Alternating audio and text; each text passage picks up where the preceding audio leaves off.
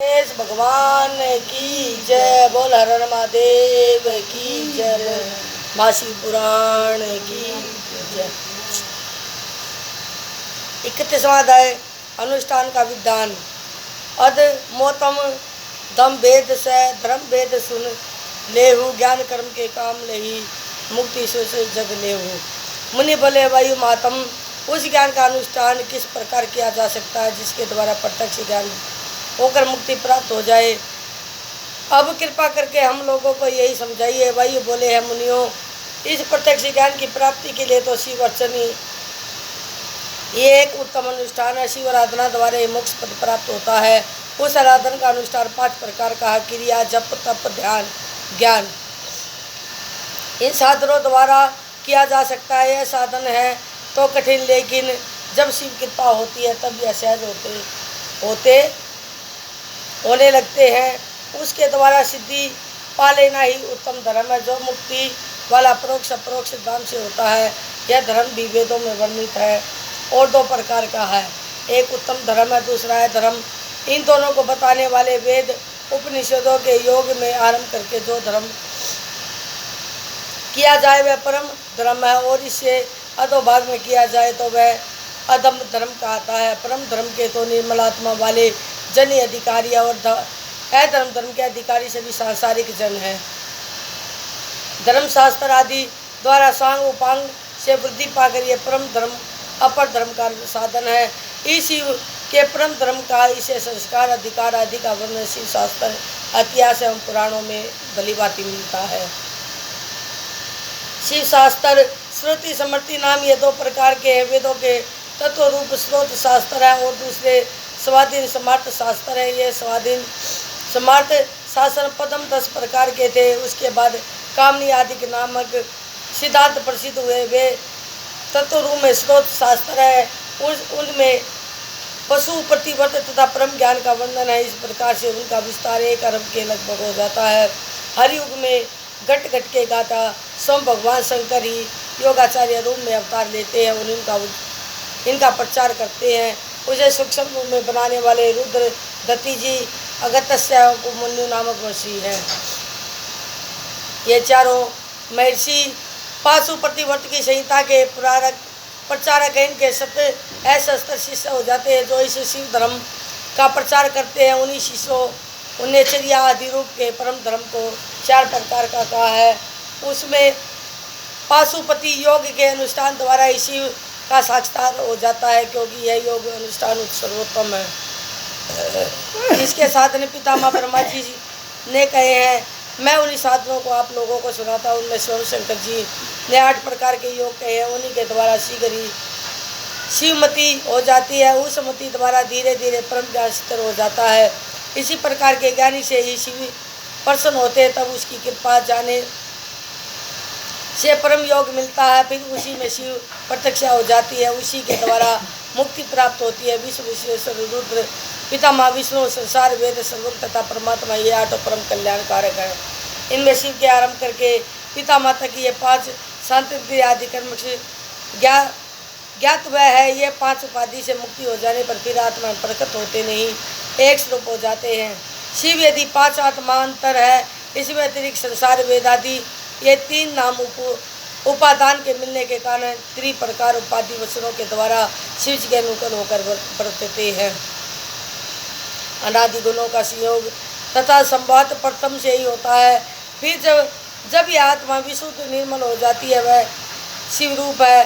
शिव तत्ववेता ज्ञानी पुरुष यह भी कहते हैं कि संपूर्ण मंगलमय गुणों के आधार हैं एवं सबके स्वामी हैं, वही सदाशिव कहे जाते हैं। प्रकृति और तेज तत्वों से पृथक है। प्रकृति से बाहर पुरुष है, उससे बाहर भगवान में ईश्वर है। प्रकृति तथा पुरुष इन्हीं के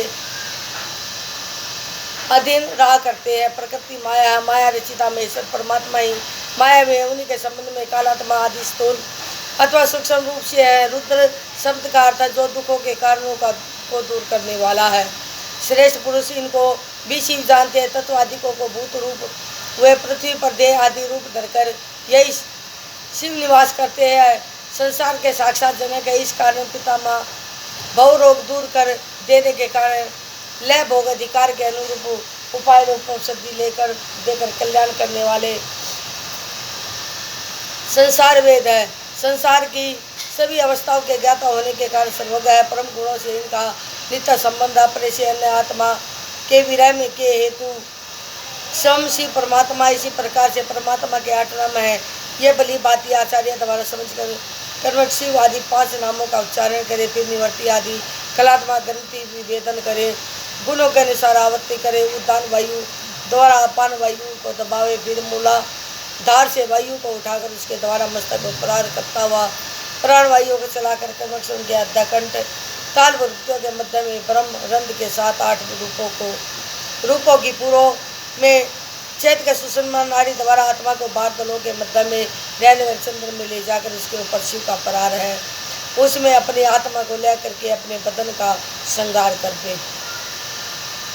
फिर शक्ति रूप अमृत से सिंचित शरीर में जन्म पाकर अमृत रूप अपने प्राण को हृदय में वायु दल में मध्य में रहने वाले चंद्र के आगे श्वेत कमल में विराजने वाले भक्तों पर दयाल पर कृपालु भगवान शंकर ध्यान करें। शिव आदि नाम 8 नाम उच्चारण करे। भाव में पुरुषों द्वारा पूजन करना चाहिए। उसके प्राण वही स्थापित करके चित होकर शिव जी के 8 नामों का जपन करे। नाभि के मध्य में शिव जी में 8 नाम धारण करके इस प्रकार आहुतियाँ देकर फिर पूर्ण आहुति देकर प्रणाम करे। 8 फूल चढ़ावे, फिर बाली का पूजन करे। उसके बाद चुलवा जल मार्ग द्वारा अपनी आत्मा शिव जी का समर्पण करे। इस प्रकार की क्रिया द्वारा अल्प काल में परम ज्ञान प्राप्त हो जाता है। मोक्ष का सबसे उत्तम साधन है। बोल शंकर भगवान की जय। पशुपात व्रत का रहस्य है। उत्तम तिथि है पूर्णिमा, चैत मास सुखजान। पशुपत व्रत का रहस्य है अति जग में गुण महान। वही बोले ऋषि के नाम में आपको अर्धव शीर्ष उपनिषद में आए पशुपत व्रत के रहस्यों को समझाता हूँ। व्रत को किसी वन तद अथवा उपवन में जाकर चैत्र की पूर्णिमा तिथि के दिन करना चाहिए। उससे पहले तुलसी को अपना नित्य कर्त करके गुरु पूजन करे। फिर उनसे आज्ञा पाकर श्वेत वस्त्र योग पवित्र चंद्रमाला आदि धारण करके कुछ आसन पर बैठ जाए। हाथ में मुट्ठी भर कुशा ले, फिर उत्तराभिमुख होकर 3 प्रणाम करे। श्री भारती जी के साक्षी ध्यान में संलग्न होकर जितने दिन की व्रत की इच्छा की हो उतने दिन परंतु व्रत करने का संकल्प ले। जैसा कि मरण विधि 1, 2, 3 वर्ष, 1, 2, 6 महीने, 1, 2, 3 दिन इत्यादि उतरे काल का संकल्प कर विधि पूर्वक विराजे हवन के लिए अग्नि स्थापन करे। उसमें संविदा तथा परु की आहुतियाँ करे। इसके द्वारा पाप नष्ट हो जाते हैं। इस हवन के मूल मंत्र बोलकर हवन करे। ध्यान तो देह के तत्व को शोधने के लिए और उसके बाद मंत्र द्वारा गोबर का एक गोला बनाकर अग्नि में स्थापित करे। भोजन खीर अन्न का करना चाहिए। दूसरे दिन चतुर्दशी को भी त्रयोदशी के पूजन की भांति हवन करे, किंतु भोजन न करे। फिर पूर्णिमा के दिन वैसे ही पूजन हवन करके रुद्राग्नि बुझा दे और फिर उसकी भस्म ग्रहण करे। तब जटा धार कर शिकारियों जैसे वेश में स्नान करे। फिर लोक लज्जा न हो तो दिगंबर होकर नहावे, नहीं तो कोई टाट या टुकड़ा या चमड़ा लपेट ले अथवा वृक्ष के वलकल की लंगोटी लगावे। फिर मेखला दंड धारण करे, पैर धोकर आचमन करे। तब वेद के अग्नि रीति आदि 6 मंत्र बोले कर प्रसंगों में ओशी ओशी ऐसा कहकर शरीर में भस्म लगावे। त्रियाजी उससे जमदगिन इस मंत्र से मस्तक पर भस्म का त्रिपुर लगावे। इस प्रकार शिव रूप होकर शिव योग को पर्वत हो जाए। इस प्रकार प्रातः मध्याह्न साय 3 कालों में पशुपत व्रत का उच्चारण करे। इस विधान से मनुष्य पशुत्व से मुक्त हो जाता है। इसके बाद सन का अष्टदल कमल बनावे। उसकी 9 रत्नों से रचित केसरी कली हो, इस प्रकार के कमल का आसन बनावे। यदि पास में धन है तो श्वेत कमल पर अथवा अपने भावनत कमलासन पर भगवान शंकर की कल्पना कर फिर विराजमान उस कमल की कलियों में शब्द के पंचमुख वाले शिवलिंग की स्थापना करके विधान से पूजन करे। आवाहन आसन पाद अर्ध आसमन आदि कराकर फिर दूध दही सकरा मधु आदि पंचावर से विभिन्न करके स्नान कराओ। फिर शस्त्र घट जलों से स्नान करावे, उसके बाद रोली चंद्र सुगंधित पुष्पों को लेकर चावल धूप दीप नैवेद्य आदि चढ़ावे। उसके बाद 1008 अथवा 108 कमल एवं बेलपत्रों से शिव पूजन करे। कर्मठ शिव जी के 4 मुखों की धूप दीप आदि से पूजन करके अध्यात्म प्रदान करे। फिर प्रथम आवरण में गणपति स्वामी कार्तिक का पूजन करके ब्रह्मादि देवों का पूजन करे। आदित्य आवरण में विदेश्वर का पूजन करे। तीसरे में भवादि शिव जी की 8 मूर्तियों की पूजा करे। कमल से बाहर पंचम आवरण में अस्त्र अनुचरों के साथ 10 दिक्पाल तथा ब्रह्मा जी के सारे मरीचि आदि मानस पुत्र ग्रहण न सकता सभी मुनि योगी यज्ञ मातृका गणों के साथ क्षेत्रपाल सभी चराचर आदि की पूजा करे। विषय भगत सदा गुरुजनों का यथोचित पूजन करे, अनेकों वस्तुएं देकर उन्हें संतुष्ट करे। व्रत में तो दुग्ध फल फूल आदि ग्रहण करे। रात के समय कुछ आहार कर ले, भूमि पर शयन करे, घास तनदारी का सैया बिस्तर बना ले। मृग चरम आदि सिंह चरम होने पर व्रतधारी उस पर सो जाए। रविवार आदर न सकता पूर्णवासी अमावस्या चतुर्दशी अष्टमी इन तिथियों में उपवास करे। अपवित्र अपक्ष वस्तुओं से भिन्न रहे। अहिंसा व्रत दान संभाव से संलग्न रहे होकर शांति व तप का अभ्यास करता रहे। इनमें तीनों काल स्नान भस्म धारण यह नैतिक कार्य है। समझे इस प्रकार यह व्रत का विधान अंतर सूक्ष्म रूप से बता दिया है।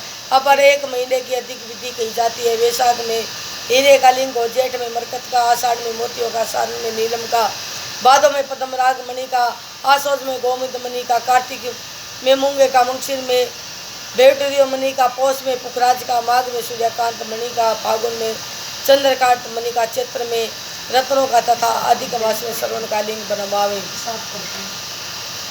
सोने की अथवा चांदी की मूर्ति में ऊपर कई धातुओं जड़ित करावे। इस प्रकार लिंग बनावे। यदि शिव भक्त को धन की सामर्थ्य न हो तो किसी प्रकार लिंग बनाकर उपरोक्त वस्तुओं का केवल ध्यान कर ले। शिवलिंग पाषाण अथवा मृतिका का भी बनाया जा सकता है। शिवलिंगों की सुगंधित द्रव्यों से पूजा करे। फिर चीर मेखला जटा दंड आदि करके विधि पूर्वक पंचाक्षर मंत्रों द्वारा विसर्जन करे। मृत्यु होने पर सावधानी पूर्वक शिवव्रती इस प्रकार दीक्षा ग्रहण करे। इस प्रकार का नैतिक व्रतधारी का आता है। मुमुक्षु जन पशुपति व्रती तप के प्रभाव से परम पद पाते हैं। जो 12 दिनों तक निराहार रहते हैं वे तीव्रवर्ती निश्चित वर्ती तुल्य समझे जाते हैं। बोल शंकर भगवान की।